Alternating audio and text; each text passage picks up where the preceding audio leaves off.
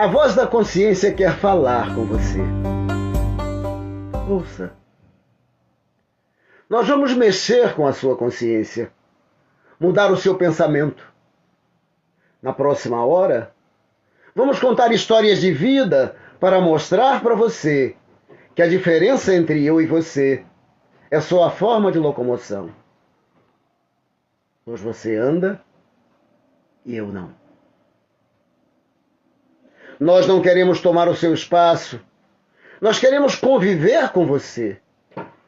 Lógico que não é possível conviver com você de igual para igual. Não importa se eu sou cadeirante, se eu não enxergo, se eu não ouço direito, ou mesmo não falo. Não se aproxime de mim só para mostrar para os seus amigos como você é gente boa e tem um amigo com deficiência. Eu confesso que não entendo por que um simples passeio em turma envolvendo uma ou mais pessoas com deficiência vira um evento sobrenatural, como já aconteceu comigo. Eu só preciso de dignidade e respeito.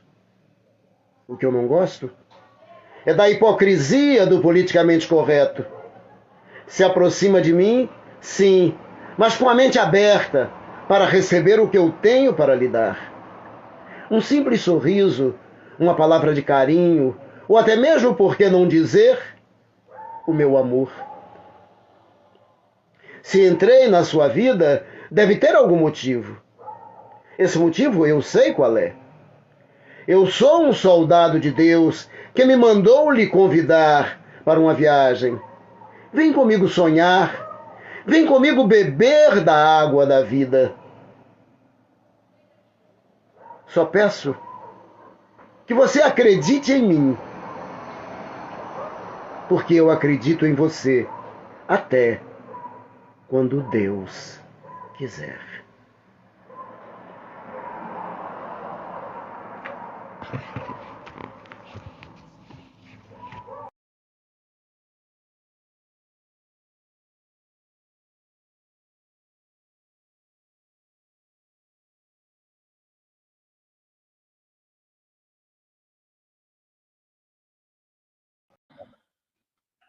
Boa noite para você que me assiste nesse momento no canal do Consciência Inclusiva. Hoje eu recebo Luiz Alberto de Carvalho, meu parente. Tô brincando, mas Luiz Alberto de Carvalho, para a gente conversar sobre as alterações do benefício de prestação continuada, o BPC. Boa noite, Luiz. Seja bem-vindo. Se apresente, por favor. Meu nome é Luiz Alberto Carvalho. Eu sou professor universitário aposentado por tempo de serviço. Eu sou economista de formação, tenho mestrado em economia, sou pós-graduado em economia internacional e tenho doutorado em história econômica. Sou presidente do Instituto Meus Olhos Têm Quatro Patas, fiz parte do governo de transição na área dos direitos humanos e eu me considero um ativista desde 1980, ou até antes. Né? Se você me permite, eu gostaria de tocar no assunto de uma forma um pouco mais abrangente do que o BPC, porque o BPC Sim. vai entrar nisso. Pode ser? Podemos conversar à vontade. Ô Luiz, deixa eu começar perguntando para você por que a pessoa com deficiência é tratada como um adversário político ou inimigo público por todos os governos. Você sabe que eu acho que existe um paradoxo aí. Eu vou contar uma história e você vai entender bem onde vai o paradoxo. Em 2005, aliás, em 2003, o Romeu Tuma lançou o projeto de lei do cão-guia. Ele era senador naquela época e a lei foi para a Câmara, e lá ela foi votada na verdade não foi votada, ela foi aprovada num regime especial, que agora me fugiu o nome, terminativo, caráter terminativo. E isso deveria ir para voltar para o Senado. Voltou para o Senado, foi votado de novo em caráter terminativo. E aí voltou para a Câmara, e quando ela voltou para a Câmara, como tivesse acontecendo o início do mensalão, todo aquele processo do mensalão, eles empurraram para frente, empurraram com a barriga. Isso daqui não tem importância, vamos tratar do mensalão. E a votação ou a aprovação ficou para as calendas. Eu estou pulando um pedaço, tá? Mas o que interessa é que, quando apareceu a novela América, em que o Marcos Frota tinha Marcos Frota tinha um cão-guia. Cão-guia. Isso. Desencravaram a lei e a lei foi aprovada imediatamente por unanimidade. Para quem não lembra, o personagem era Jatobá. Exatamente. Então, veja que coisa exótica. Primeiro, não tem importância nenhuma, fica para as calendas. De repente, quando isso daqui vai para a mídia, aí vira prioridade. Você entende? Então, eu não sei se eu posso afirmar que politicamente a pessoa com deficiência é vista como inimigo ou como escada. Ora é inimigo, ora é escada. Depende da situação. Agora, com essa história, o que nós estamos vivendo, e por isso que eu queria tocar nesse assunto de uma forma um pouco mais abrangente, nós estamos vivendo uma situação absolutamente exótica. A partir de 2016,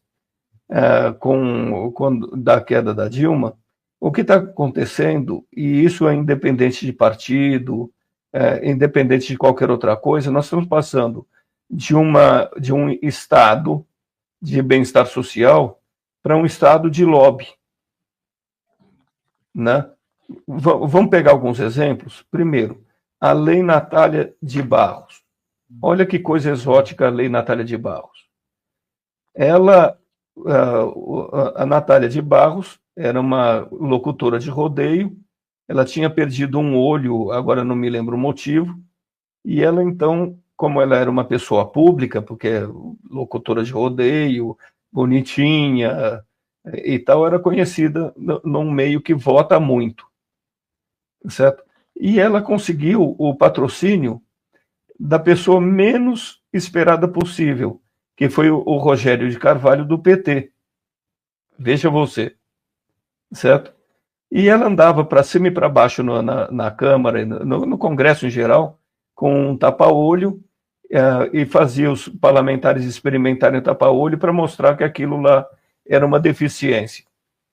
É óbvio que era uma deficiência. A Lei 13.146, que é a Lei Brasileira de Inclusão, já tratava isso.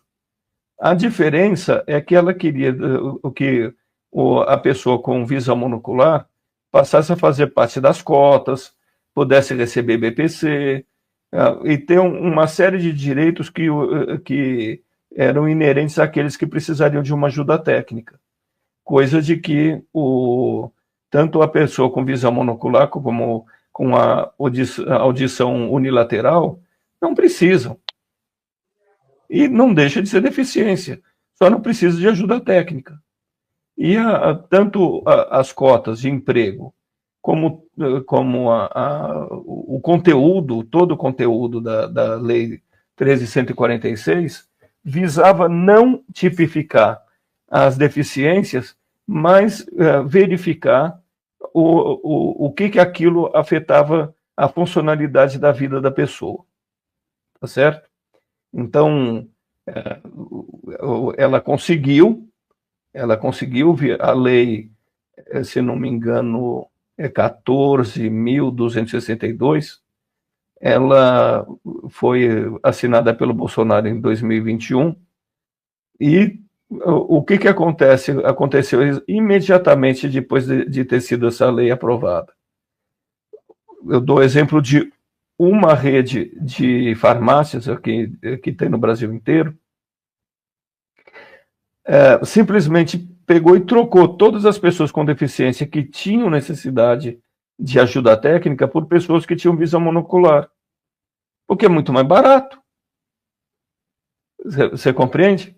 Então, mas onde é que eu quero chegar? É que ela fez o lobby. A mesma coisa está acontecendo hoje. A mesma coisa está acontecendo hoje com a substitutiva da lei do cão-guia, que acabou de voltar. Olha só, ela foi patrocinada inicialmente pela Mara Gabrilli, desceu para a Câmara, teve como relatora a Júlia Zanata, e agora vai subir para o Senado e ainda não se sabe quem vai ser o relator.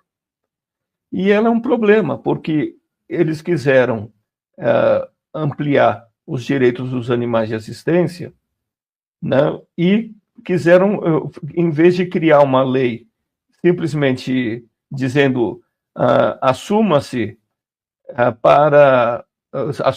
né, para os animais de assistência os direitos observados na Lei 1126, que corresponde à Lei do Cão-Guia. Não, criaram um substitutivo. E o substitutivo, ele é horroroso, porque ele depende em todos, absolutamente todos os artigos, de regulamentação. Então, isso daqui cria um hiato jurídico de que, enquanto essa lei não for regulamentada, não houver um decreto que regulamente, nem nós que usamos cães-guias, eu, por um acaso, uso há 50 anos, 51, vai fazer agora, ou aquele que usa há 5 meses, a gente vai ter que guardar o cachorro em casa, porque não vai ter nenhum amparo legal para a gente entrar nos ambientes públicos e privados, como nós já fazemos hoje. Certo? Mas por que aconteceu isso? Foi o lobby do pessoal que queria cão de assistência, precisar de cão de assistência, né? Porque não é só precisar e querer. Eles foram batendo de porta em porta no Congresso e conseguiram sensibilizar.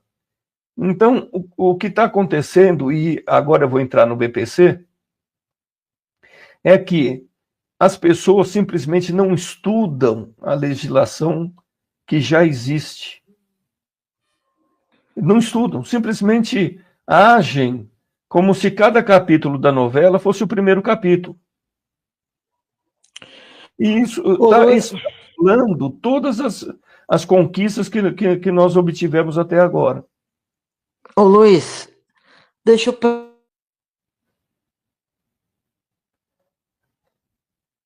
Desculpe, falhou o seu microfone.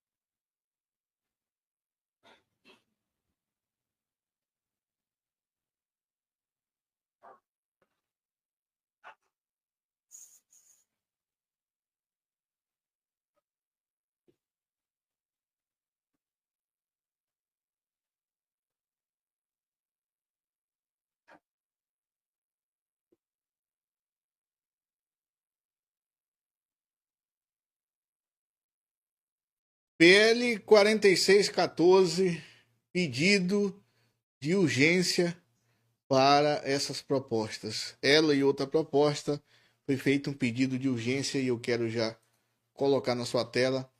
essas informações, e já quero adiantar uma coisa aqui que vem acontecendo em todos os meus vídeos nesses últimos dias que eu tenho acompanhado o desenrolar dessas propostas. Eu sou um criador de conteúdo, sou correspondente bancário e crio conteúdo para deixar você bem informado, tá? O meu intuito aqui não é provocar desespero e muito menos fazer inimizades. As pessoas estão vindo no meu vídeo me xingar, me caluniar, porque eu estou simplesmente falando de algo negativo que o governo federal está fazendo com o BPC Loas. É inadmissível a falta de respeito nos comentários dos vídeos. Mas se você acha que isso é a maneira certa e que você está no caminho certo, continua deixando o teu comentário aí, porque vai gerar mais engajamento e de maneira nenhuma isso vai me afetar e vai fazer eu parar de criar conteúdo, beleza? Eu não sou culpado do governo federal lançar um projeto de lei que vai dificultar a vida de milhares de pessoas do BPC Loas. Eu não sou culpado deles estar fazendo corte de gastos nos mais pobres. Eu não sou culpado porque o governo federal gasta mais do que poderia gastar. E agora, tá sobrando para quem? Mas tudo bem, vamos seguir aqui com o conteúdo e olha só. Isso aqui aconteceu já de noite, tá? Aconteceu de noite. Eu tô gravando esse vídeo no dia 5. Isso aqui aconteceu no dia 4, já de noite. Beleza? A Câmara dos Deputados aprovou nessa quarta-feira, 4, o regime de urgência para duas propostas que fazem parte do ajuste fiscal anunciado pelo Ministério da Fazenda. Os projetos com urgências podem ser votados diretamente no plenário sem passar antes pelas comissões da Câmara. O que está acontecendo? Eles têm que logo organizar essa parte do ajuste fiscal, do corte de gasto, certo? Colocaram aqui já um pedido de urgência para ser logo passado essa PL. E olha qual é a PL que está no bolo para ir. PL 4614. Eu mostrei no meu Instagram uma matéria de um principal jornal do nosso país falando a respeito da PL 4614. E falou apenas do salário mínimo, quando chegou na parte onde ia falar do corte e da mudança das regras, a repórter simplesmente disse assim: vai acontecer mudanças no salário mínimo, mas entre outros pontos vão ser alterados. Simplesmente não falaram o que de fato essa PL 4614 irá ocasionar na vida de milhares de beneficiários do BPC Loas. E aí eu já quero confrontar aquelas pessoas que vêm nos meus vídeos dizer: eu só vou acreditar quando sair no Jornal Nacional. Eu só vou acreditar quando sair na CNN. Então espera, pô. Espera sair nesse jornal para te ver que tu só vai ver a notícia de que foi aprovado. As redes sociais é o único meio que você está vendo, você está sabendo dessas coisas. É por aqui que você se informa. E aí tem uns que ainda vêm criticar. Faça-me o favor. Aqui está, ó. José Guimarães, que é líder do governo na Câmara. Não é o John, não. Tá? Não é o John, não. O culpado não é o John, não. Espera que os projetos sejam discutidos na semana que vem. O mérito ainda vamos discutir na outra semana. Estamos discutindo apenas a urgência para darmos um sinal de que esse Congresso tem responsabilidade com o país e não com o governo. Aí eu te pergunto, responsabilidade com o país não é respeitar o povo desse país? Deixa a sua opinião nos comentários. Deixa o teu ponto de vista aí, tá? Mas eu não quero parar por aqui não, que eu quero te mostrar também esse vídeo aqui. Inclusive eu vou deixar o link do canal disponível para você ir lá também e assistir o vídeo. Fala, turma. Hoje sábado vim dar uma lida aqui na PL 4614, foi proposta dia 29 pelo deputado José Guimarães do PT do Ceará. Esse projeto de lei visa basicamente acabar com o BPC Loas. João, mas como assim acabar? Você vai entender no vídeo, tá? Eu vou explicar para você que não é do Previdenciário. Para você que é do Previdenciário, vai ler. Mas para você que não é do direito previdenciário, quando chega um cliente aqui no nosso escritório com um laudo médico, a gente bate o olho no laudo. Ó, existe incapacidade temporária, parcial, 3 meses, 6 meses, 1 ano. Aquela pessoa está incapaz 1 ano. Ela não tem direito à aposentadoria por invalidez, via de regra não tem direito ao BPC Loas. Existe incapacidade total, que ela geralmente é diagnosticada quando a pessoa está incapaz por um período superior a 2 anos. Então essa pessoa geralmente tem direito à aposentadoria por invalidez e tem direito ao BPC-LOAS, se for carente, comprovar que a renda do grupo familiar é inferior a 1/4 salário mínimo no INSS, meio salário mínimo na Justiça, ok? Existe um outro termo que é o termo incapaz para a vida independente. Quando a pessoa chega com um laudo falando que ela está incapaz para a vida independente e necessita de auxílio de terceiro, geralmente a gente consegue um adicional de 25% para quem se aposenta por invalidez, ok? Por quê, João?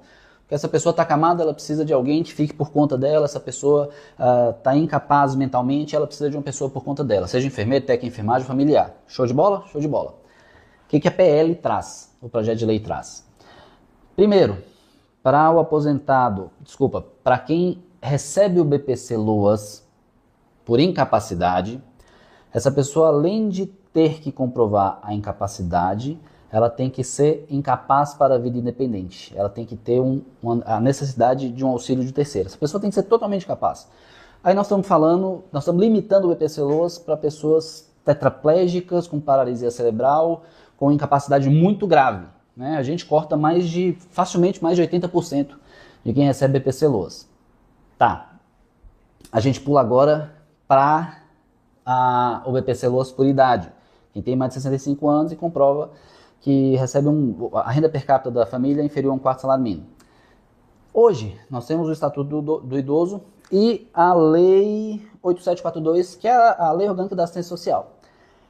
Essas duas leis, elas dão ao idoso com idade superior a 65 anos e carente o direito a receber um salário mínimo por mês, via BPC-LOAS. E existe o artigo 20, parágrafo 14, da 8742, que estabelece o seguinte, a renda proveniente de benefício previdenciário de um salário mínimo não entra no cálculo do BPC-LOAS. Então, se Maria é casada com João e Maria recebe um salário mínimo de BPC-LOAS, esse um salário mínimo não entra no cálculo da renda, da divisão por pessoas do benefício que João está tentando. Então, o cálculo dessa família é 0, porque Maria recebe um salário mínimo de BPC-LOAS, ok? João, mas só moram os dois, a renda é 0. João, mora o casal mais 2 pessoas, a renda é 0, porque recebe um salário mínimo via BPC-LOAS. Estou dando um exemplo prático para vocês entenderem. Então, o João também teria direito a receber o BPC-LOAS. Show? Agora, de acordo com essa PL, se Maria já recebe um salário mínimo, João não teria direito, porque entraria no cálculo. Então, se a gente divide um salário mínimo por 2, acima do que estabelece a Lei Orgânica da Assistência Social, que é de 1/4 do salário mínimo por pessoa. Isso vai cortar pelo menos uns 40% do BPC idoso, tá? Quem já recebe o BPC-LOAS idoso ou o BPC para quem é incapaz, vai entrar no próximo pente fino. E o próximo pente fino vai ser no início do ano. Como o INSS vai fazer a análise de acordo com a nova legislação, claro, se isso for aprovado, vai cortar benefício, mas é muito idoso e é muito deficiente que vai ficar sem benefício. E onde é que eu quero chegar? Com a leitura dessa PL e com esse vídeo? Que vai piorar, porque para a advocacia a gente vai ingressar na justiça, obviamente baseado no princípio do tempus regiatum. Quando foi concedido aquele benefício, a pessoa estava incapaz e vigorava um artigo da lei, uma interpretação da lei, e muitos nós vamos conseguir, só que daqui para frente é que o negócio piora, né? Se for aprovado agora, quem conseguir atestar a incapacidade ou a velhice e a vulnerabilidade social daqui para frente, quando a legislação vier a ser aprovada, não foi aprovada ainda, tá? É só um projeto de lei, mas se esse projeto de lei vier a ser aprovado, quem conseguir atestar a incapacidade da aprovação do projeto de lei para frente, provavelmente não vai conseguir o benefício. Então nós vamos ter alguns milhões de idosos e de deficientes desamparados, tá? Isso não é um vídeo para crítica do governo, nem crítica ao projeto de lei, é só um alerta para os advogados e para quem está tentando o BPC-LOAS, para que acompanhem esse projeto de lei, tá? Me chamo João Paulo Vieira Xavier, eu sou aqui do Vieira Xavier Advogados.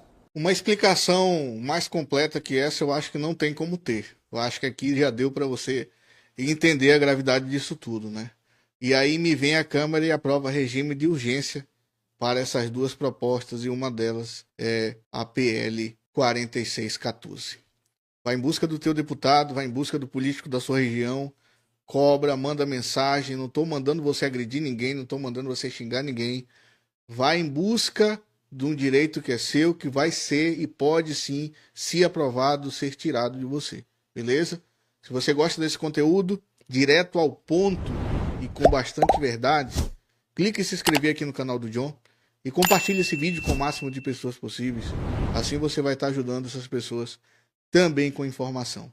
O link desse vídeo que eu apresentei está na descrição e eu vou deixar no comentário fixado também, para você seguir lá também o canal, que é de suma importância você ter uma explicação como essa, detalhada, nos mínimos detalhes, para você entender. Forte abraço e até o próximo vídeo.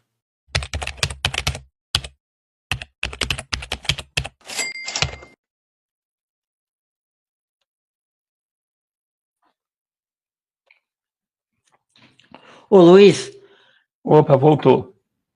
qual é o impacto financeiro e social, financeiro, aliás, no governo federal, dos benefícios sociais, tipo Bolsa Família e o BPC, propriamente dito?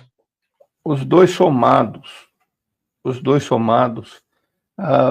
existe uma estimativa, não é um número exato, mas o que o pessoal estima que ultrapasse os 170 bilhões de reais com o número de pessoas que estão adentrando ao BPC.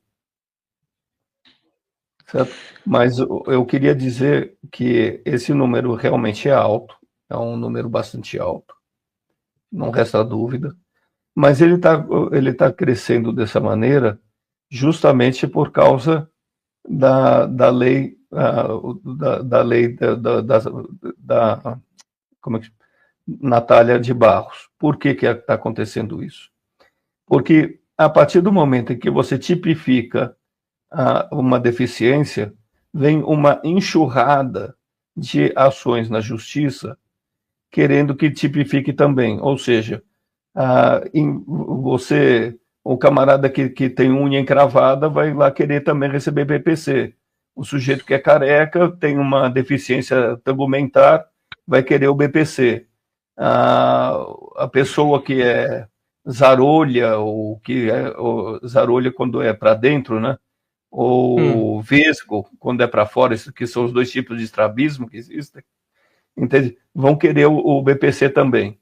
Entende? Então, é um problema. Isso também afeta albino.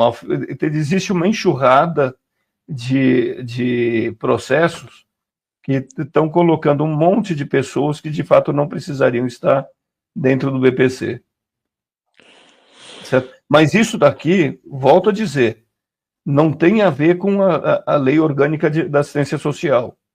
Tem a ver com o desmonte do sistema de assistência social do Brasil. Né? Quando a gente pensava que a Lei 13.146 tivesse pacificado a questão, não. Certo? Não deu. A Lei 13.146 tem 10 anos agora. Certo? Se você for colocar na ponta do lápis a quantidade de leis que vieram, como é que eu posso dizer, descaracterizar a 13.146, é uma enormidade, uma enormidade. Por exemplo, você sabia que tem outro projeto de lei para afetados pela talidomida? Tem. Entende? A lei existia desde 1982, depois passou a ser a Lei 12.127, que foi assinada pelo Lula, e agora, em 2017, veio outro projeto de lei que está tramitando no Congresso, que daria, em vez de dar a partir do salário mínimo, não. Ele dá a partir da percepção máxima do INSS, que são R$ 7.783, né?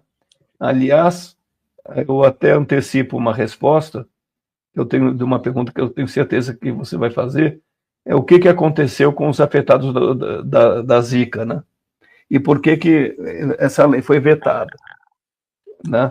Essa lei foi vetada exatamente pelo mesmo motivo da talidomida, porque ele também partia do princípio que o governo teria que pagar R$ 50 mil de indenização e mais R$ 7.783 por mês por toda a vida do indivíduo, que seria o máximo, né? Então, peraí.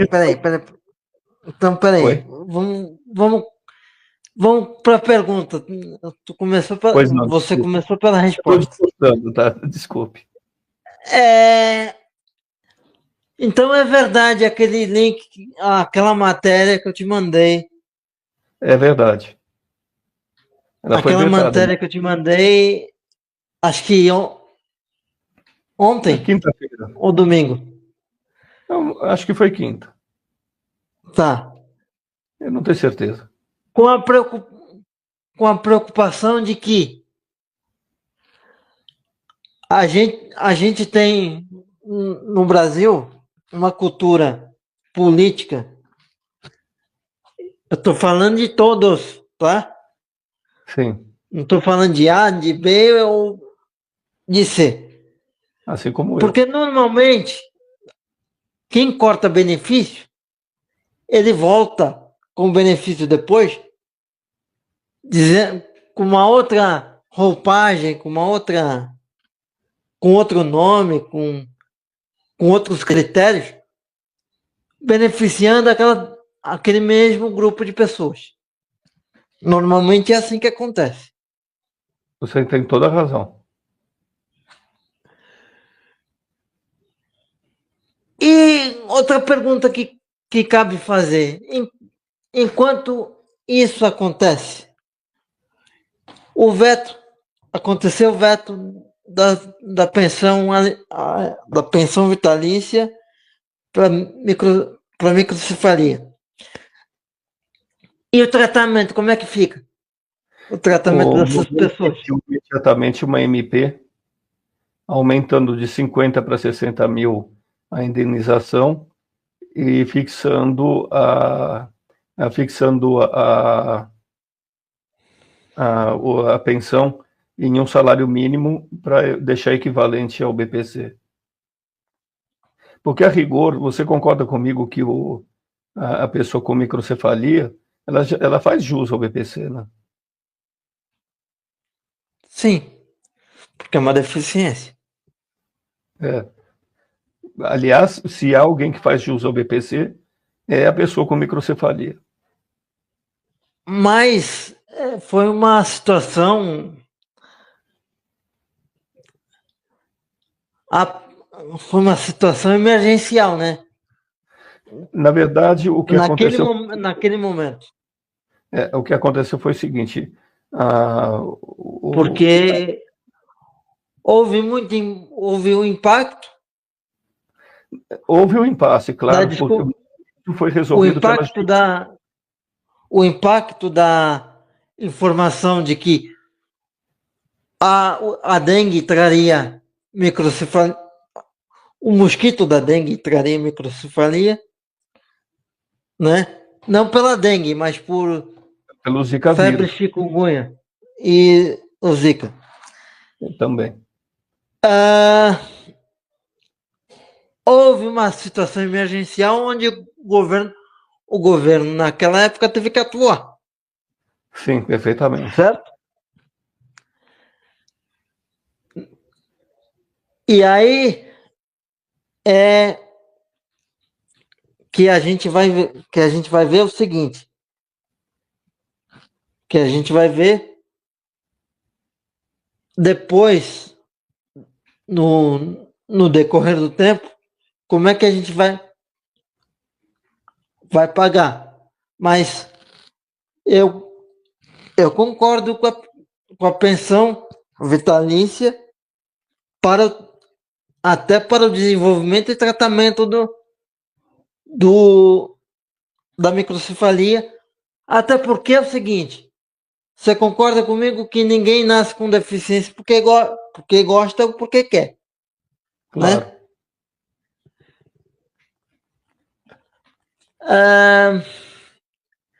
Mas vamos falar de outras coisas. O impacto do Bolsa Família. Do Bolsa Família, que antigamente era o Bolsa Escola. É quase o mesmo? Não, é menor. Hoje é menor. Você tem um número para passar para a gente, por favor? Está em torno de 37 bilhões.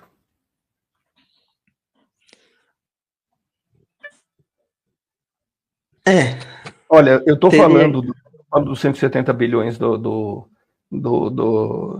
BPC, eu estou falando a projeção que motivou a atitude do governo, né? A atitude essa com que eu não concordei, tá? Só para ficar bem claro. Tá. Eu não concordo com isso. Porque, graças a Deus, ou graças ao bom senso de alguns políticos, o grosso do veto, aliás, o grosso do impacto foi vetado, né? Que eu não sei se você leu, mas, por exemplo, se você tivesse um primo rico, mesmo que ele não morasse na sua casa, você já perdia o direito ao BPC. Isso foi vetado, né? Perderia o direito ao BPC por causa que seria considerado renda. Considerando renda familiar, que eles chamavam de família não aderente. Sim. Quer dizer, para mim é uma coisa terrível. Agora, foi mantida a CID, que é um tremendo retrocesso. Porque não é a CID que vai determinar se a pessoa precisa do BPC ou não. Quem determina é a CIF, que é o Código Internacional de Funcionalidade. Porque a pessoa, a CID, ela mostra qual que é a causa da deficiência, né? E a gente trabalha com efeito. E a dia a dia. Com efeito. Com efeito. A gente não lida com a causa. A causa não é transitória, a causa é permanente. A gente lida com efeito. E isso também é mais uma coisa, né? Porque eles queriam fazer uma avaliação a cada 24 meses. Espera só um pouquinho. Eu não vou deixar de ser cego amanhã. Eu sou cego desde os 14 anos de idade e estou com 69. Portanto, e eu não vou deixar de ser cadeirante eu não vou deixar de ser cadeirante daqui a 24 meses? Pois é, não vai, né? Então, quer dizer, isso daqui para mim também é um verdadeiro absurdo. E existe o absurdo maior, Bruno. Você sabe qual que é o absurdo maior, na minha opinião? É que a lei redefine a pessoa com deficiência. Na redação... Como assim? Ela fala... Define-se, artigo 2º, define-se como pessoa com deficiência aquela plá, que não interessa agora exatamente qual que é a definição. O fato de redefinir é que é o problema. Porque a definição de pessoa com deficiência está na Lei 13.146. Então, eu não posso ter uma definição de pessoa com deficiência para cada lei. Certo? Senão, daqui a pouco, olha, de acordo com a lei, o Código Brasileiro de Tráfico, por exemplo, de pessoa com deficiência é isso. De acordo com o Código Brasileiro de Construções, a pessoa com deficiência é aquilo. Você tem que ter um padrão. Concorda? Um padrão. Você não tem um padrão. Não tem padrão. Isso extinguiu o padrão. Na verdade, a lei 15.065, que é essa lei que é do BPC, que foi sancionada aí dia 28 de dezembro, ela vetou essas questões mais urgentes, mais prementes financeiras, mas ela manteve os vícios.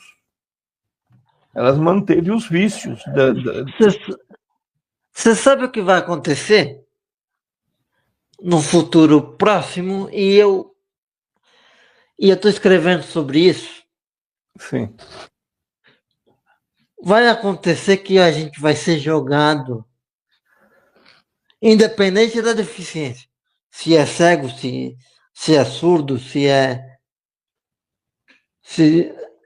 deficiência motora, seja lá o que raio que o parta for, a gente vai ser jogado em entidades próprias de atendimento à saúde. A gente vai ser supervisionado pelo governo.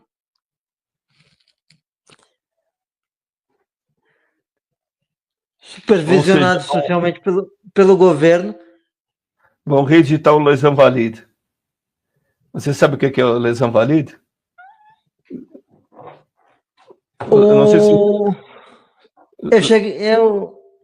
para escrever a coluna que eu vou escrever, eu cheguei a dar uma estudada.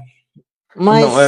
Les Invalides é um bairro de Paris que é onde hoje fica o túmulo do Napoleão. Mas no século XVII, XVIII, esse bairro ele foi construído para os inválidos. O pessoal ia para a guerra, perdia um braço, uma perna, ou duas pernas, ou perdia alguma coisa, ficava inválido e era jogado lá. Para você saber, o Louis Braille, ele morreu com 39 anos de idade de tuberculose, porque ele morava na casa dos inválidos, né? Ele morava numa casa para cegos, não saía nunca.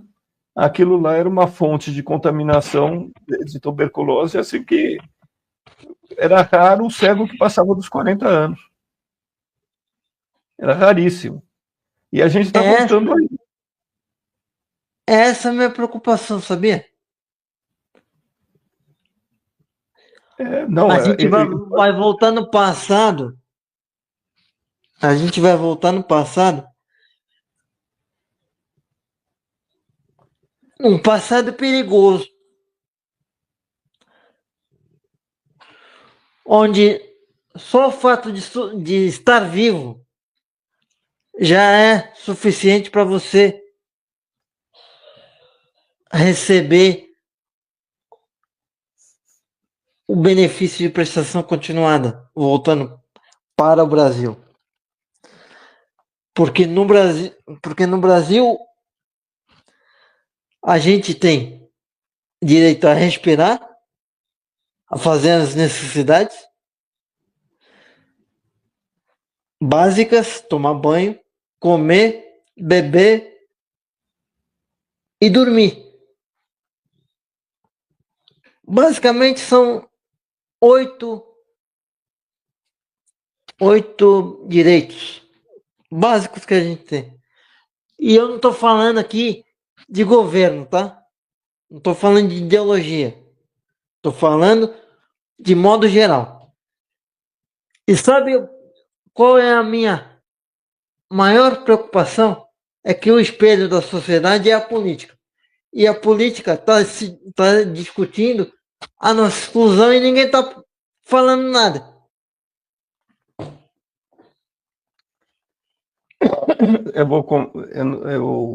Eu não posso deixar de ser economista, né? Eu nasci economista e vou morrer economista.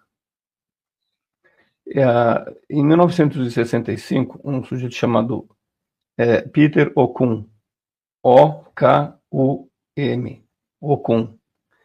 Infelizmente, esse camarada morreu muito cedo. Morreu com 48 anos de idade de infarto. senão ele teria sido um dos grandes economistas da nossa era.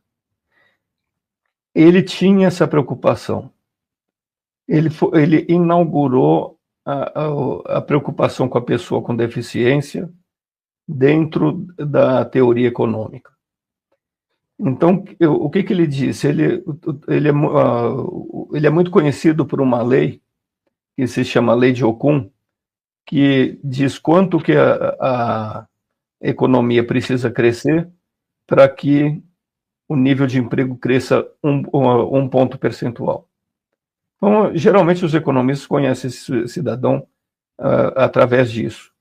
Mas eu li os livros dele, ele escreveu 4 livros, eu li os 4 livros dele, e a grande preocupação dele era como a forma do emprego, a forma da inclusão das pessoas na sociedade, elas são antagônicas, né, à meritocracia.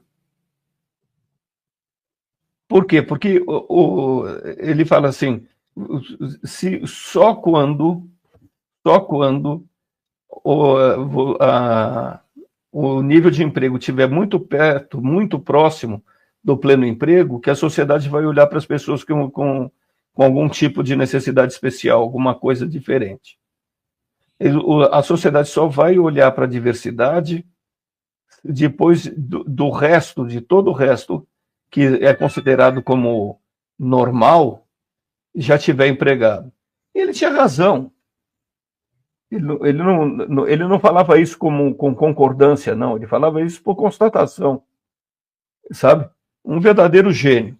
Foi o primeiro economista a falar assim, olha, a gente tem que continuar desempenhando as nossas lutas e tudo mais, mas o que dita o resultado da luta é o nível de emprego.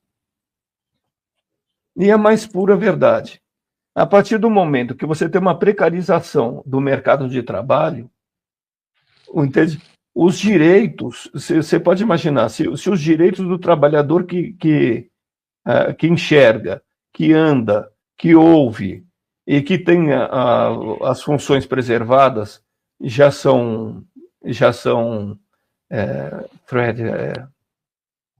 desafiados, certo? Entende? Já são desafiados. Imagina daquele camarada que tem algum tipo de deficiência, ou que não satisfaça o padrão que a sociedade impõe. Entende? Você está entendendo? A gente tá indo para um caminho de retrocesso. Perigoso. Muito perigoso. A gente está indo para um caminho perigoso. Outra coisa, eu gostaria de discutir com você. Sim. A lei de cotas do mercado de trabalho. Por quê? Porque eu vejo da seguinte maneira. Ela é voltada para a pessoa com deficiência adquirida. Ela não é voltada para a pessoa com deficiência natural. Ela não adere à pessoa com deficiência natural. O que eu defendo?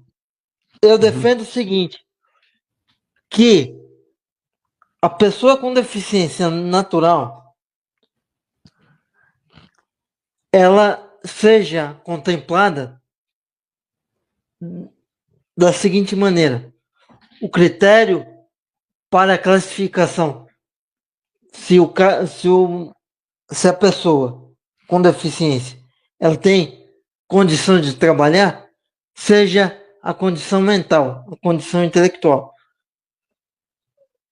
Porque aí você abre mais o leque de pessoas com deficiência que podem acessar o mercado de trabalho. Depois eu complemento com outra pergunta, com outra colocação. Por favor. Minha colocação é o seguinte, hoje nós temos uma ferramenta aliás, um conjunto de ferramentas dentro da Justiça do Trabalho que poderiam fazer a lei de cotas funcionar perfeitamente, certo? E isso seria um tremendo alívio para a própria despesa no BPC. Mas vamos lá. Nós temos a CBO, que é o Código Brasileiro de Ocupação, e a PPRA, que é o plano. Nossa, eu esqueci o que é o PPRA. Peraí. Plano de Prevenção de Riscos Ambientais. O que faz isso daí? A CBO, ela tem todas as condições de, para cada código, determinar quais ajudas técnicas e quais as ajudas técnicas a pessoa com deficiência precisaria.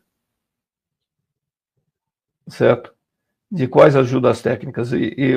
Quando eu falo em ajuda técnica, inclusive até em alguns aspectos intelectuais. Né? E o PPRA, que é o... Cuidador, etc. que tal, né? Não, Para dar um exemplo.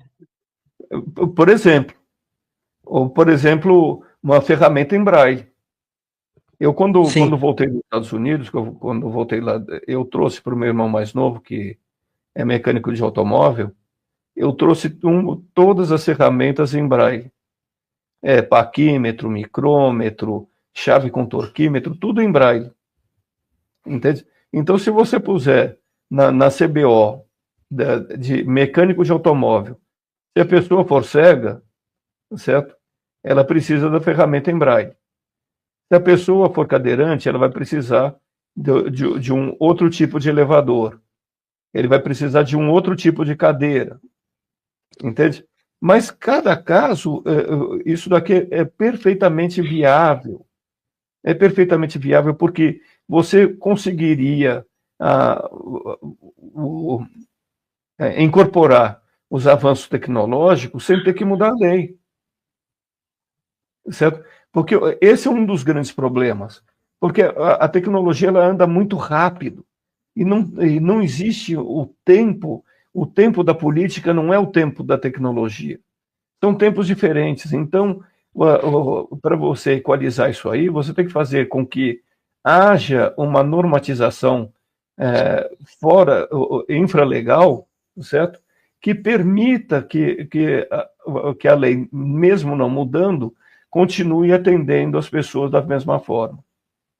Entende? Então, usando a CBO e a PPRA, por exemplo, tem lá pessoa com visão monocular, certo?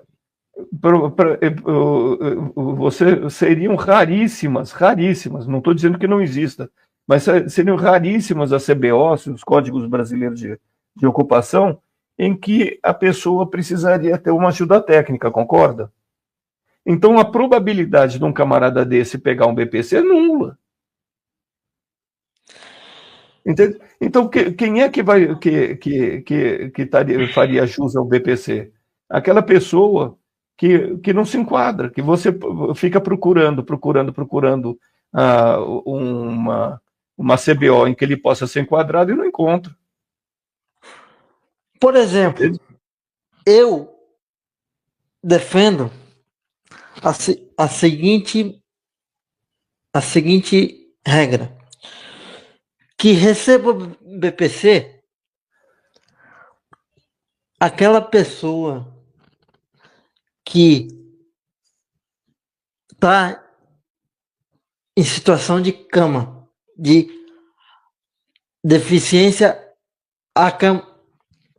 acamada, que não pode se mexer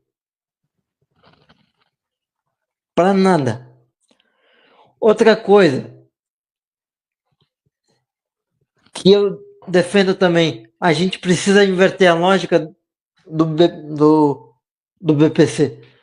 Por quê? A gente precisa pagar para a família que cuida da pessoa com deficiência o benefício de prestação continuada. Por quê?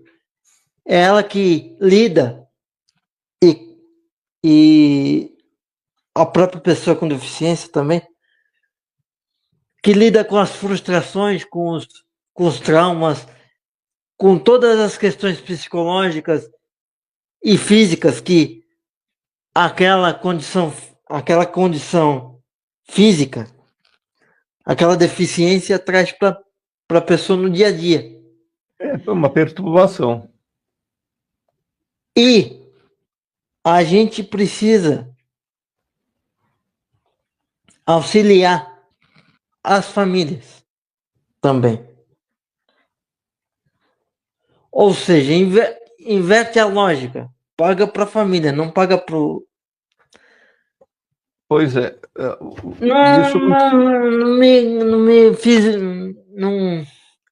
Não consegui me fazer explicar, mas... Não, eu entendi perfeitamente e vou completar o que você está dizendo. Foi sancionada a lei, que acho que é 15067, alguma coisa parecida com isso, que estabelece a Política Nacional do Cuidado, que é ao que você está se referindo, certo? Só que essa lei, ela diz, digamos assim, é uma lista de intenções, sabe? Ela seria o complemento, ou talvez a lei do BPC, a lei de LOAS, devesse ter num só corpo, o BPC e a política brasileira de cuidado, porque a política brasileira de cuidado, a ideia é justamente você criar meios para que a pessoa que cuida de alguém que tenha deficiência, certo, seja remunerada, que ela receba por isso, porque é infinitamente mais barato você manter na família onde ela é cuidada e tudo mais, do que você criar uma instituição para jogar a pessoa lá dentro e arquivar, entendeu? Então, Mas é o que vai acontecer daqui a pouco tempo, infelizmente. E provavelmente eu não vou estar vivo para assistir aquilo que eu tenho medo. Com que idade você está, Bruno? 38. Você é muito novo, então você vai ver muita coisa ainda. Eu estou com 69, com toda certeza eu vou ver muito menos coisas do que você, entende? E a minha preocupação é a mesma. A minha preocupação é a mesma, não é? Então é complicado. Eu volto a dizer, se nós conseguirmos manter o país num alto nível de emprego, a pessoa com deficiência vai ter um nível de respeito muito maior do que com uma precarização do trabalho e com um nível de desemprego muito grande. Inclusive, isso é uma coisa muito séria, porque quando o pessoal fala, não, a economia está muito aquecida, o nível de emprego está muito alto, vai gerar inflação, então a gente precisa debelar a inflação a priori. Ou seja, nós temos que tirar o emprego das pessoas. Quando a gente tira o emprego das pessoas, quem é o primeiro a ser jogado fora? Somos nós que temos deficiência. Somos nós. Sim. Então, o respeito pela pessoa com deficiência é altamente correlato, certo, ao nível de emprego. É doloroso. Eu vou dizer uma coisa. Posso de falar uma coisa dessa? Eu vou dizer uma coisa para você. Poucos políticos. E olha que eu gosto de política pra caramba, tá? Uhum. Mas pelo que eu converso, pelo que eu já convivi com pessoas públicas, poucas pessoas públicas entendem a pessoa com deficiência como cidadã. Tratam a pessoa com deficiência de igual para igual. O estorvo. Poucas pessoas públicas tratam a pessoa com deficiência de igual para igual como cidadã. Porque é a gente que tem que praticamente ensinar como é que vai lidar com a gente, com cada um de nós, né? E pelas experiências que tive, praticamente um só trata a pessoa com deficiência com respeito, dignidade e como cidadão, de igual para igual. Não vou citar nomes aqui, mas ele sabe quem é que eu estou falando.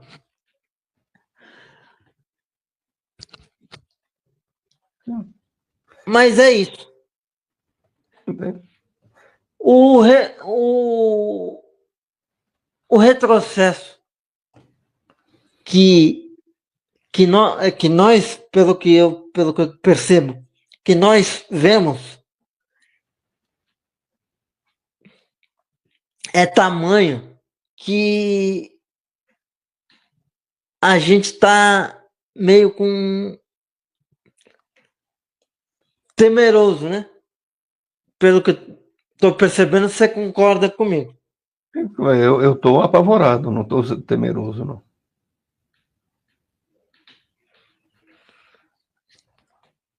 Você tá um nível abaixo do meu. Eu não tô querendo dizer que estou apavorado, mas eu estou extremamente preocupado.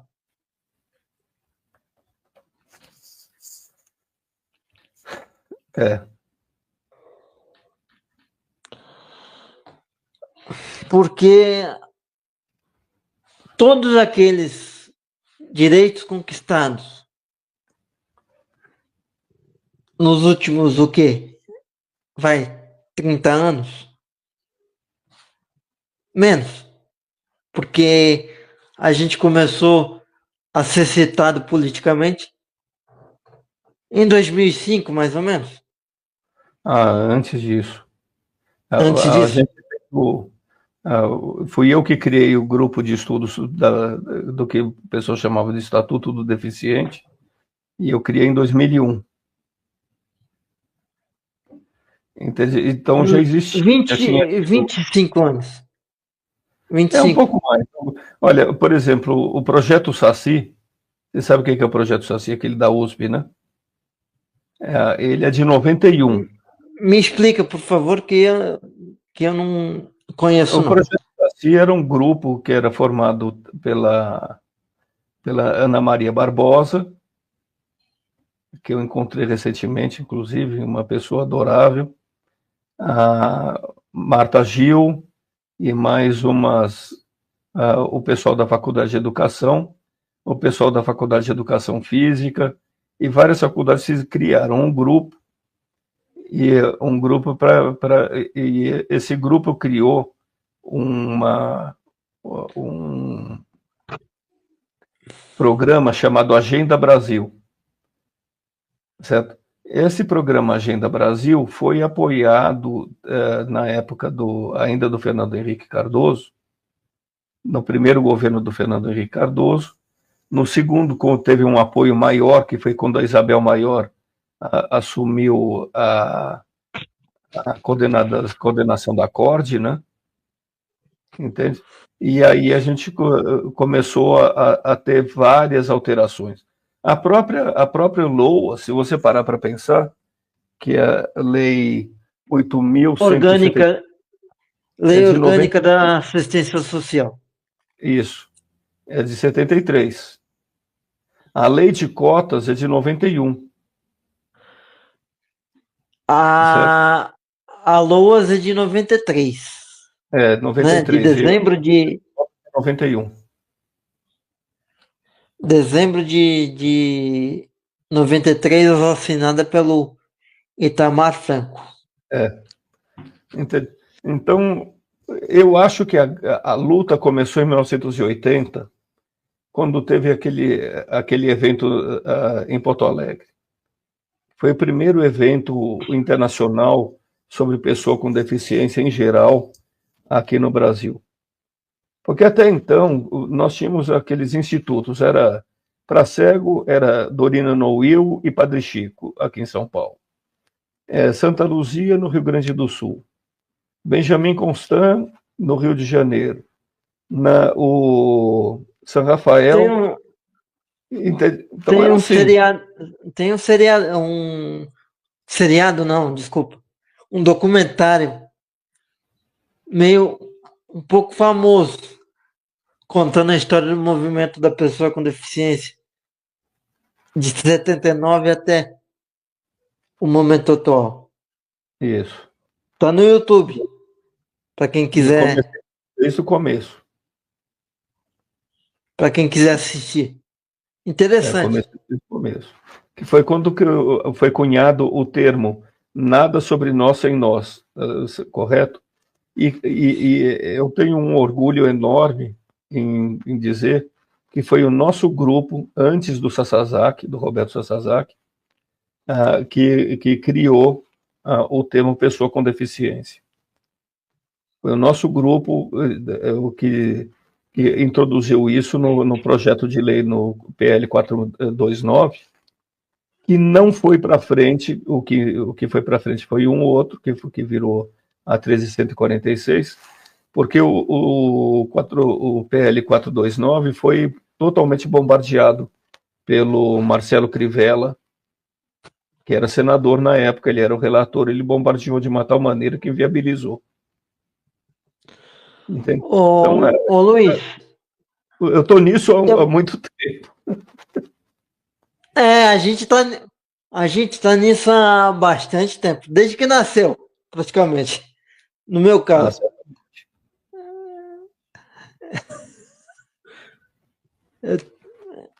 Tô um pouco depois, vai, para não me chamar de velho, mas toma bastante tempo. Para você ter uma ideia, eu fui convidado a fazer parte do Conselho Municipal da Pessoa com Deficiência de Santos desde os 14 anos. Quando, eu não sei se você conheceu, a professora Neide era presidente do conselho. Sim, eu conheci, sim. O Luciano Marques também era vice. E desde adolescente eles me chamavam para ser conselheiro do CONDEF.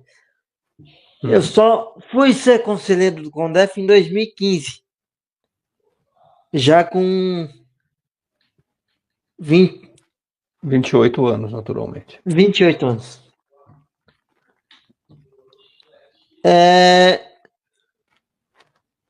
A experiência é interessante, mas eu vejo um problema no movimento, que é a subsegmentação. E cada pequeno grupo tenta se defender, entendeu? Defende a sua categoria e não vê o todo, o amplo. Não vê o todo. Não vê o todo. Quanto mais a gente vê o micro, a gente vai perdendo direito.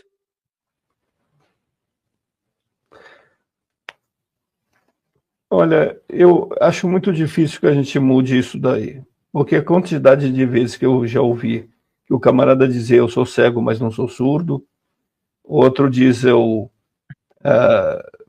eu sou cadeirante, mas não sou tetra, sabe aquelas coisas que totalmente sem motivo, sem razão de ser, né? Entende? Exatamente. Então, se as pessoas se juntassem, ficaria tudo muito mais fácil. E quando se fez o Estatuto da Pessoa com Deficiência, que é a Lei Brasileira de Inclusão, a ideia era justamente não segmentar. E a partir do momento que a pessoa com visão monocular quer se destacar, que a pessoa que precisa de um cão assim assado quer se destacar, ela está segmentando tudo outra vez. Está desfazendo todo o trabalho que nós fizemos em 40 anos. E o duro é que isso, sabe, se você dissesse, não, isso daqui está partindo da sociedade dos ditos normais, não é verdade. Isso está partindo justamente essa segmentação, está partindo da própria pessoa com deficiência. Que o cara quer ser mais deficiente que o outro, sabe? Parece que é uma competição, velho. Eu não... Aquela, como dizia aquele locutor de futebol, como é que é? Osmar Santos. Osmar Santos. Assim, chega de lero-lero, chega de mamãe, eu também quero. E é a mais pura verdade, exatamente isso. E a mamãe eu também quero. Quer dizer, a pessoa consegue alguma coisa porque precisa daquilo, aí vem uma pessoa de um outro grupo e fala, não, mas eu também quero. Não é? E eu já passei pelo conselho e provavelmente deixei eles lá, eu aqui, mas é o seguinte, você participa de reunião e eu vou dizer de experiência própria, tá? Sim.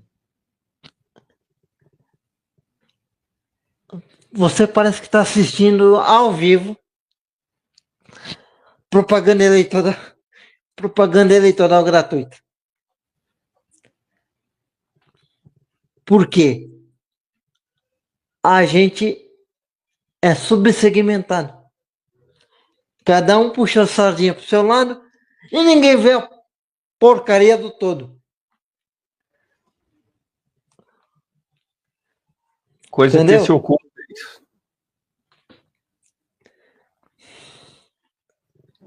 E provavelmente não era pessoa com deficiência, ou era? Não era. Quer dizer, se o coração dele era baleado, agora se isso daí se pode considerar, vai depender da definição da lei. Você entende que os grandes benefícios da pessoa com deficiência não vieram da pessoa com deficiência, vieram de pessoas que andam. Sim. E olharam para a gente com humanidade. É um negócio que eu não consigo entender. A gente não consegue se entender para buscar um caminho comum. Não foi o próprio o Rodrigo Rosso que fez. Agora eu estou tentando me lembrar quem foi, que fez um artigo o titulado assim, por que pessoa com deficiência não vota em pessoa com deficiência? Uma coisa incrível. Não sei se foi ele. Você deve ter passado a mão, não passou? Eu já ouvi falar, mas eu sei por quê. Eu te respondo por quê. Porque a gente se compete entre si. Entendeu? Sim. A gente compete entre si. É aquela coisa. Ele está naquele momento sendo candidato, mas eu não vou votar nele porque eu sou mais competente do que ele. Quantas vezes eu tive uma experiência como candidato a vereador em Santos. Como é que é candidato a vereador? Eu fui candidato a vereador. Quantas vezes a maior dificuldade foi justamente no grupo da pessoa com deficiência? Por Foi quê? a minha. Você vê a nítida,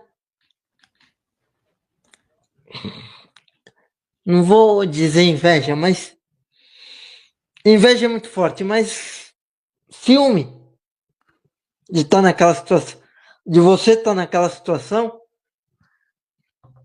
e ele não.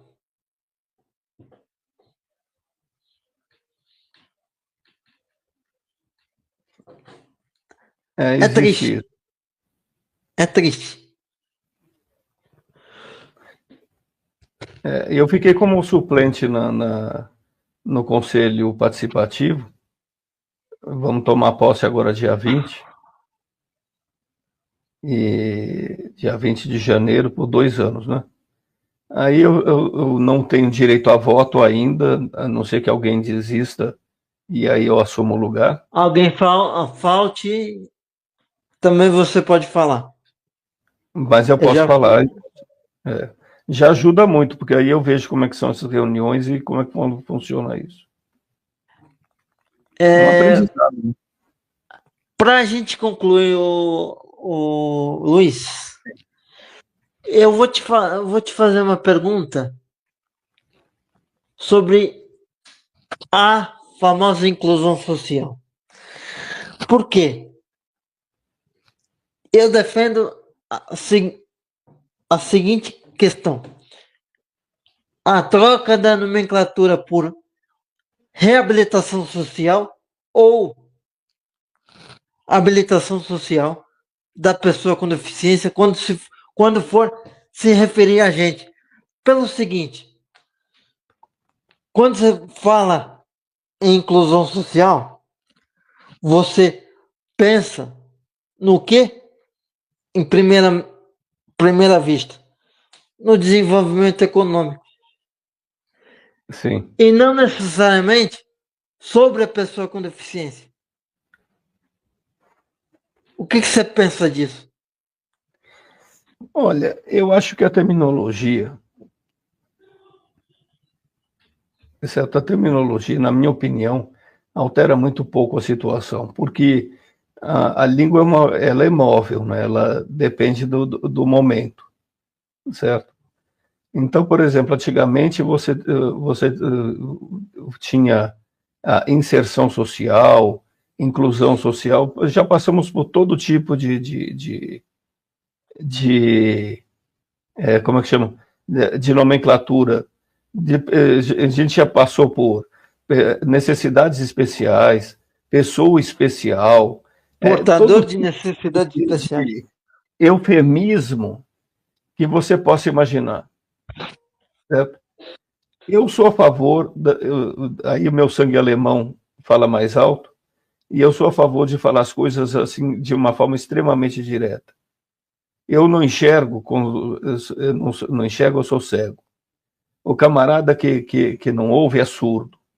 O camarada que enxerga com o olho só é caolho. Não tem.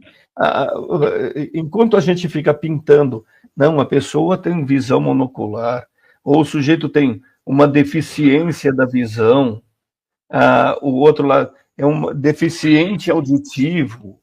Entende? Ora, o que você está fazendo? Você está querendo amenizar o que não é ameno. Você está compreendendo? Entende? Então a gente precisa chegar e usar um linguajar direto, um linguajar reto, compreende? Para que a pessoa saiba exatamente do que a gente está falando. Né? E no que tange a social, só para completar, no que tange a social, certo? Na minha opinião, é inclusão mesmo. Por que eu acho que é inclusão? Porque senão você passa a vida inteira como sendo um café com leite. As pessoas não te perguntam nada, as pessoas Trocando de nome. já partem do princípio que você não saiba. Não é E verdade? trocando de nome. É Trocando de nome a bel prazer de Na quem minha opinião, propõe. sabe? Por que não muda nada? Porque acaba virando algum tipo de eufemismo, você compreende? As pessoas, por exemplo, em inglês, o engraçado que o pessoal fala assim, que fala, o fulano morreu, é muito duro, é muito pesado, é cruel e tal. Então, vamos falar que a pessoa passou. Entende? Em vez de você falar assim, he died, você fala, he passed away. Quer dizer, ele passou para lá. Ó, quer dizer, o cara morreu, cara. Não sei se eu estou sendo claro. Ô Luiz, eu vou fazer duas perguntas para fechar de fato. Sim. O que falta para você, na sua opinião, o que falta para a gente ter uma pessoa com deficiência como candidata a prefeita?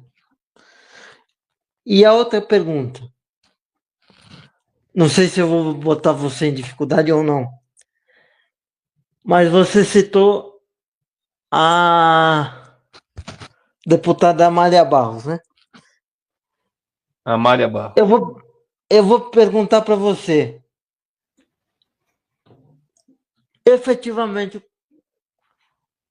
quem fez mais pela pessoa com deficiência? A deputada Amália Barros ou a senadora Mara Gabrilli? Por favor, eu quero a sua opinião para fechar sobre a liderança da Mara Gabrilli e o papel da Amália Barros vou responder no movimento da pessoa com deficiência. A primeira pergunta. Por que a pessoa com deficiência até hoje não assumiu nenhum cargo, algum cargo eletivo, assim, majoritário? É isso que você está me perguntando. E a minha resposta é exatamente... O que falta? O que falta é que a pessoa com deficiência vote nele. A própria pessoa com deficiência acredite que é possível. Não é verdade? Eu tenho certeza absoluta que o Roosevelt não teria sido eleito se ele tivesse tido a poliomielite antes de estar no governo. Ele teve a poliomielite já no terceiro mandato. Se ele tivesse tido antes de ter sido presidente, não seria eleito, não. Quer dizer, então, que Roosevelt foi acometido pela poliomielite já dentro da política. Era presidente. Ele teve o primeiro mandato que ele foi eleito em 32, 36, 40 e 44.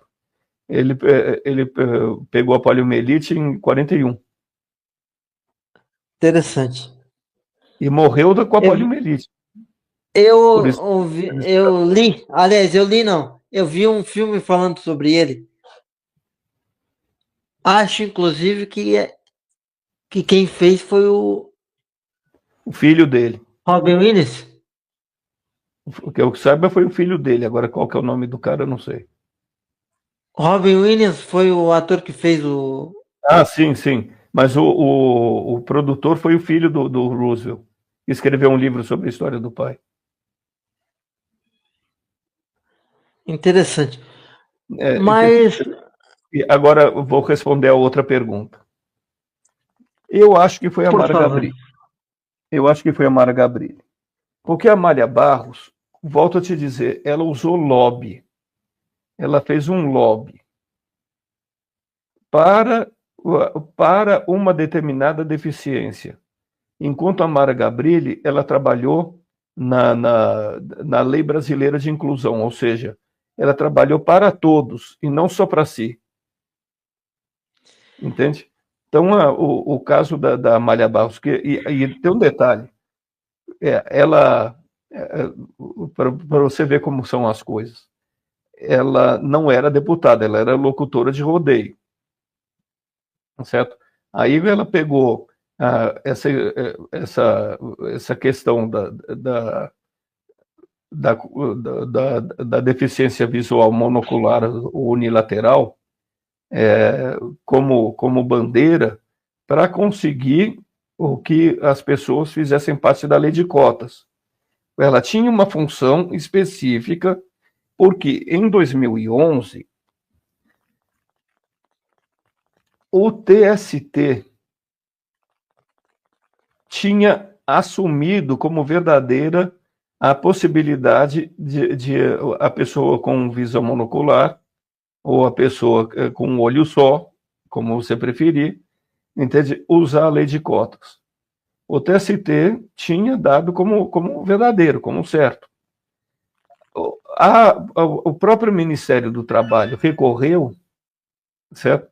E o STF negou, disse que não, que não cabia e tal, e aí não tinha mais recurso.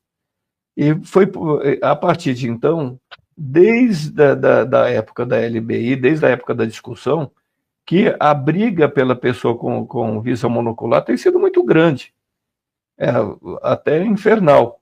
E ela conseguiu, pelo fato dela ser famosa nesses interiores afora por ser locutora de rodeio, ela conseguiu um contato com o Rogério de Carvalho, que é do PT, e ela acabou se elegendo deputada federal pelo PL do Mato Grosso, entende? Então foi uma questão absolutamente de lobby. Não foi não foi nada visando o bem comum. Foi uma questão de lobby puro e simples.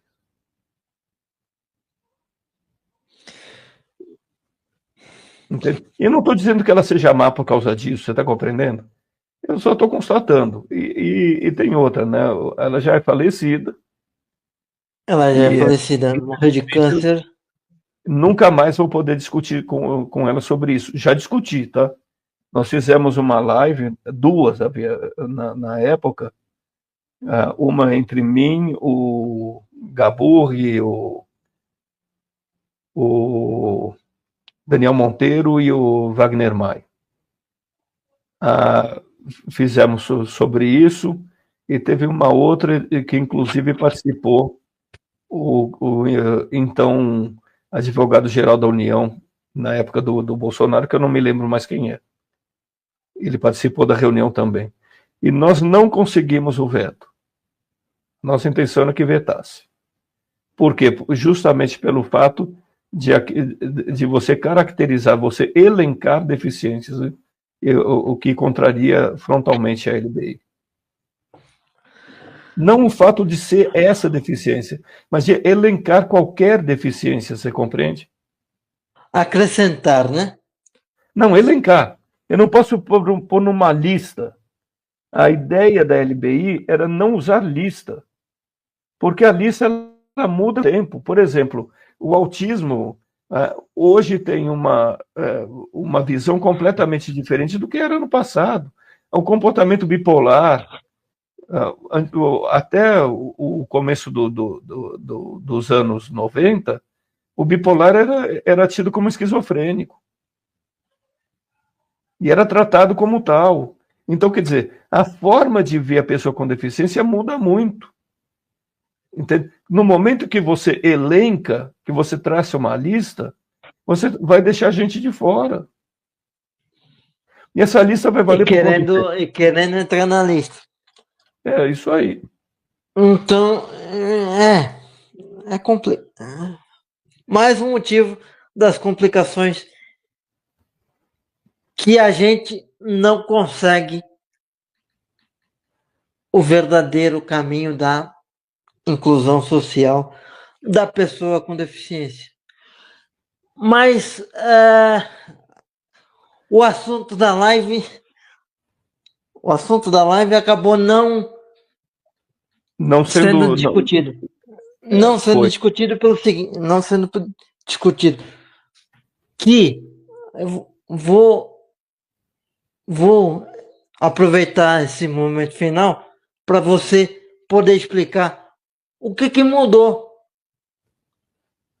no projeto a primeira coisa que sancionado pelo presidente Lula. Lula. Bom, como eu falei, assim, vamos ao que não mudou, que a ideia de composição de renda não mudou, certo? O que mudou foi a introdução dessa verificação a cada 24 meses, isso continuou, quer dizer, foi introduzido. Foi introduzida também uma nova definição para pessoa com deficiência, certo? E deixou para regulamentação quais são as situações em que a pessoa pode receber e não pode receber, né? Então, eles colocam que é a total incapacidade para o trabalho, mas precisa ser regulamentado, não foi regulamentado ainda. Me explica, por favor, deixa eu voltar um pouquinho. Me explica, por favor, qual é a definição de deficiência física? Por favor, de pessoa com deficiência. Da pessoa com deficiência é aquela que não consegue, presta atenção, não é que ela tenha dificuldade, é que ela não consegue desempenhar as funções inerentes ao trabalho. É basicamente isso. Então, para eles, da pessoa com deficiência é aquela que não consegue trabalhar. Bom, resumidamente, por que eu falei me define pessoa com deficiência? Porque cada hora muda um detalhe, muda uma coisa, a gente fica meio perdido. Meio não, totalmente, eu diria, né? E cada hora piora mais. Cada hora que modifica, piora mais. É porque você cria uma nova definição. Então, essa definição vale para essa lei, mas não vale para outra. Nós voltamos ao começo da conversa. Cria-se um padrão do que é a porcaria da deficiência. Que é o que fez a Lei 13.146. Eu queria falar palavrão aqui, mas não posso. É melhor não. Deixa isso para os galãs feios. Né? Mas meu Deus do céu. E vamos... Voltando, que eu te cortei. O que mudou? Basicamente no sentido do trabalho. Ou não mudou nada? Não, com os vetos não mudou nada. O que mudou foram os acessórios, né? A definição da pessoa com deficiência e principalmente a ideia de revisão. E o projeto original, o que mudaria? Mudaria tudo. Você ficaria com mais ou menos uns 10 ou 15% das pessoas que hoje recebem o BPC. Inclusive porque você teria uma requalificação, você teria 6 meses para requalificar todas essas pessoas. E isso era uma coisa, inclusive, até bizarra, porque eu queria ver alguém conseguir fazer em 6 meses a requalificação, indo à tribo de índio, indo para Palafita, indo para o interior do Ceará. Quer dizer, num país que é 2 vezes a área da Europa, tinha 6 meses para requalificar todas as pessoas com deficiência do Brasil. E o que você acha de uma coisa, de uma categoria, de uma categoria que a pandemia trouxe para a gente, que foi o trabalho remoto? O trabalho remoto, na minha opinião, poderia ser a forma mais adequada para a pessoa com deficiência trabalhar. Eu queria saber a sua opinião. Se é uma coisa que veio para ficar, ou foi só naquele momento provisório? Não, não. Eu trabalho remotamente desde 94. Porque a minha empresa chamada Geagri, que ela hoje está, digamos assim, suspensa, não está suspensa, ela existe, mas não presta tanto serviço porque eu não quero mais viajar tanto. A gente era uma empresa de agro, de consultoria em agro, e como os fazendeiros não vinham até a gente, nós é que tínhamos que ir até lá, certo? Não fazia o menor sentido manter meio andar na Avenida Paulista, como a gente mantinha, que nos custava, só entre aluguel e estacionamento, $5.000 por mês. Então, o que nós fizemos foi que a gente foi pondo Pagando em dólar. em casa, Pagando em dólar. para mais nova. E a qualidade do serviço subiu brutalmente. A gente passou a fazer com 5 pessoas o que a gente precisava de 12 para fazer anteriormente. Você deixa eu voltar um pouquinho. Sim. Você pagava em dólar? Não. O que valeria hoje em dia? Se você paga, vamos dar um exemplo. Se você pagava 5.000, hoje você pagaria 30, porque o dólar tá... Também tem inflação, claro. O dólar tá 6 e pouquinho. Na Deve ter verdade, baixado um pouquinho.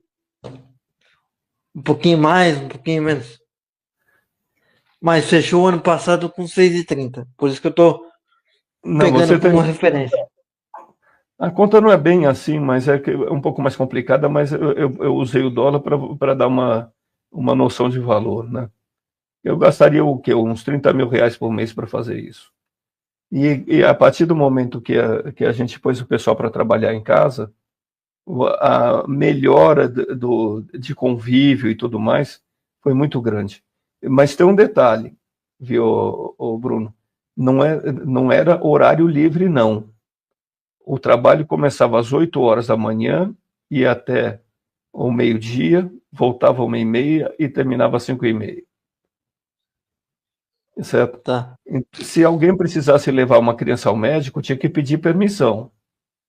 Tá. Todo dia, às 8 horas da manhã, a gente fazia uma reunião. No começo era pelo telefone, depois passou a ser pelo Skype, que era a reunião do dia, como se fosse uma pessoa chegando no escritório e tomando um cafezinho, sabe? Entende? Então, por quê? Porque senão você se distancia da pessoa e quando você vê, a pessoa não está mais nem ligando para o que você fala. Né? E funcionou muito bem. Tanto é que cada um seguiu o seu caminho com o passar do tempo. E nós continuamos amigos até hoje. Eu tive colaboradores que eu vi os filhos crescerem e os netos também. Então, isso daqui é uma coisa super importante, né? E sempre trabalhando em casa. Começamos o processo de trabalhar em casa em 94 e concluímos o processo em 96 e de lá para cá nunca mais tivemos escritório fixo. Ô Luiz, eu vou, para terminar de vez, para terminar de fato, sim, eu vou pedir a sua opinião. A sua opinião não. Me conta a sua experiência como colunista. Como economista? Tá. Como colunista de... como colunista de... colunista, por favor. Tá bom. Bom, eu sempre gostei de escrever, eu sempre adorei escrever.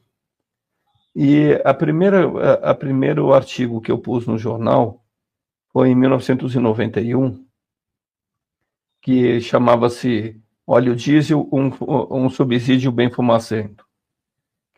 Eu criticava o fato do óleo diesel ser subsidiado, porque aí as pessoas gastavam mais do que precisavam.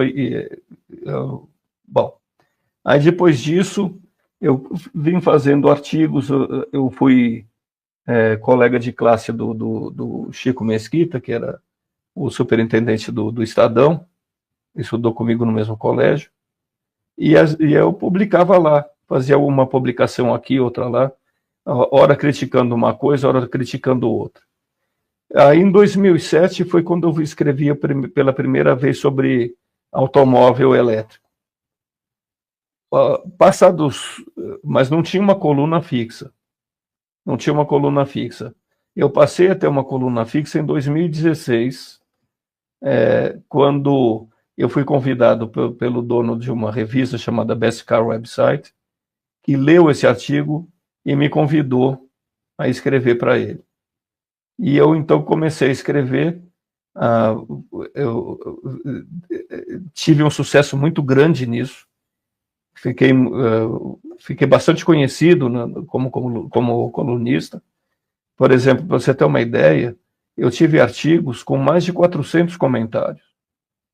Isso numa época que você não tinha canal com tanta facilidade como tem hoje, né? Tá. E por último, e daí essa revista estava para fechar, e eu comecei a escrever numa outra revista do mesmo ramo. Continuo escrevendo lá, que é o Carros e Garagem. Gosto muito de automóvel, por isso que eu escrevo lá. E nesse meio tempo, o Luiz Nassif me convidou para escrever no jornal dele. Então eu tenho uma coluna no jornal dele chamada Ecosofia, que é mistura de economia com filosofia, e tenho também uma coluna no 247, que é do Aguc, do Leonardo Agucci, né? Escrevo nessas três revistas, sendo que na revista no 247 são artigos muito mais técnicos de economia, e no 247 são artigos políticos, e no Carros e Garagem são sobre aspectos econômicos do mercado de automóveis, né? Que eu gosto muito. Inclusive, amanhã cedo saiu uma matéria sobre isso, sabe? Gosto demais de escrever, tenho um prazer enorme em escrever. Eu também. Eu tenho uma coluna no Jornal da Orla, né, que eu já enviei para você. E tem uma coluna na Reação, do nosso querido amigo Rodrigo Rosso. Que, aliás, eu conheço o Rodrigo Rosso já faz 10 anos, por aí. Que, aliás, foi numa live como essa aqui que me convidou para escrever para ele. Que bom. Agora eu vou deixar as suas considerações finais com uma última pergunta. Seguinte, eu queria que você deixasse um recado para as pessoas em geral sobre a utilidade da pessoa com deficiência economicamente falando. Muito bom. Essa pergunta é ótima. Eu adoro ela. É o seguinte: a pessoa com deficiência consome. Entende? Na medida em que ela tem a renda, ela consome mais. E quanto mais ela consome, mais respeito ela vai ter. Então, a inclusão da pessoa com deficiência na sociedade começa pelo emprego. Porque é o emprego que vai permitir que ela saia e gaste dinheiro. À medida em que você entra numa loja e compra, as pessoas te veem de uma forma completamente diferente de quando você vai a um instituto e pega alguma coisa. Lembra de um anúncio que existia, eu acho que nos anos 2000, era um sujeito com um blusão de couro, super bacana e tal, andando com cão-guia, e ele entra num pet shop e pergunta: você tem disco de jazz? E o cachorro pegou, roubou um Nyla Brown azul e estava com o Nylabound na boca e ele teve que pagar o Nylabound, né? Entende? E o pessoal falava, não, isso daqui tá botando o cego como incapaz, que eu não sei o quê. Ao contrário, eu vi aquela propaganda como alguma coisa extremamente positiva, porque o cachorro dele roubou o brinquedo e ele foi lá e pagou, entende? Ele não teve que pedir desculpa, ou ser como se conhece o boy de ônibus, sabe o boy de ônibus, que é o cara que fica andando de ônibus para cima e para baixo, pegando esmola. Não, esse camarada, as pessoas veem nele um sujeito bem vestido, um camarada que é bem sucedido profissionalmente e que pode gastar. Queira ou não queira, nossa economia é uma economia de consumo. Não adianta eu querer pintar de outra cor. É assim. Nós vivemos no capitalismo, o capitalismo não funciona desse jeito. Entende? E vamos continuar vivendo no capitalismo, a gente não vai mudar. Então a gente tem que se adequar, a gente tem que lutar principalmente pelo emprego de qualidade, pelo emprego em que a gente seja competitivo. E aí eu vou dar o meu último recado. Bom, existem muitos. O melhor só existe um. Se a pessoa tem algum tipo de deficiência, ela tem que ser o melhor. Bom não serve para nada. Entende? O meu irmão mais novo, quando ele foi trabalhar na Alta Veículos, que era, na época, era a maior agência da Volkswagen da América Latina, ele foi lá, tinha que montar um motor e montar um câmbio. Sabe? E ele montou mais rápido do que os outros. Aí, quando ele foi contratado, porque ele era muito bom no que ele fazia, foi o primeiro mecânico cego brasileiro a ter o título da ACE, né, do Automobile Services Excellence, e ele, então, foi entregar a carteira de trabalho lá no DP, e uma encarregada falou para ele, você tem consciência de que se tivesse tido no seu grupo uma pessoa que enxergasse e fizesse no mesmo tempo que você, ele seria contratado e você não? Aí ele falou assim, eu tenho, só que essa pessoa não existe. Quer dizer, consciência, eu sou o melhor. Ou seja, o mínimo que você tem que ser é o melhor. Sabe? Nós vivemos numa sociedade de meritocracia e se você não for o melhor, você está roubado. Nós temos que ser treinados, as pessoas com deficiência têm que ser treinadas para serem as melhores em tudo que fizerem.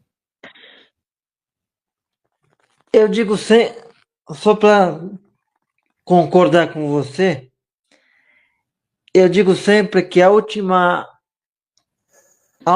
porta de acesso da inclusão social é o mercado de trabalho. O objetivo maior é o mercado de trabalho e a gente precisa ter